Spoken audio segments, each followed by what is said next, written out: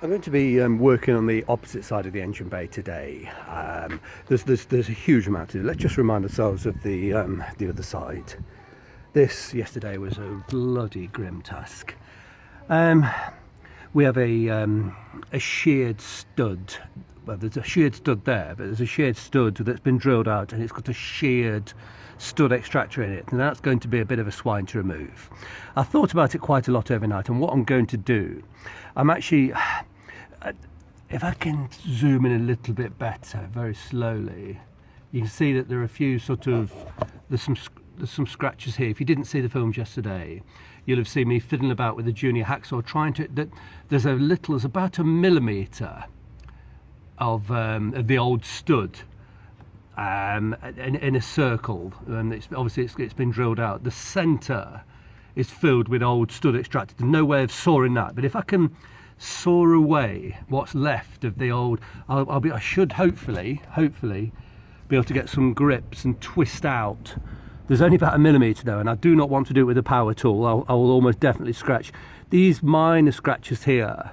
They will sand out. I've got to do a lot of dressing to the surface to make it flat, and they will sand out.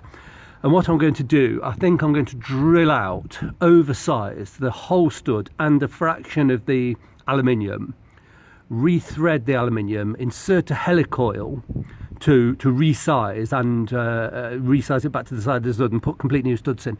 I've ordered the helicoils and the special drill bits. They're not going to arrive today, obviously, so I'm not going to, quite frankly, piss about, any more time on this today. I could spend another 12 hours trying to get out those two. It's going to be a swine. That should only probably take about an hour to drill out, but this could take me 3 or 4. I don't know. It's going to take as long as it takes.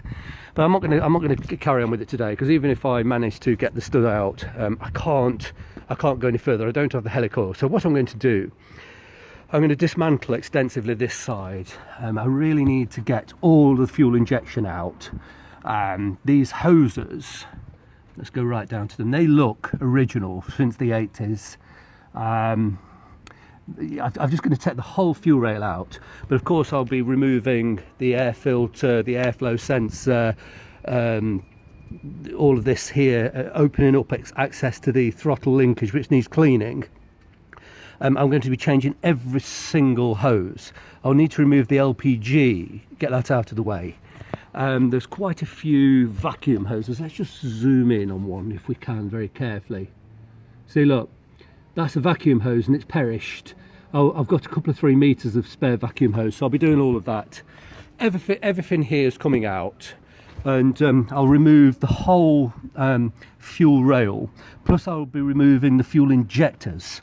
And I'm going to be completely dismantling the fuel injectors and rebuilding them. I've got a kit. They've got tiny little filters, they've got seals, and but I suspect I won't get time to do that today. I think it's going to take me all day to strip this down.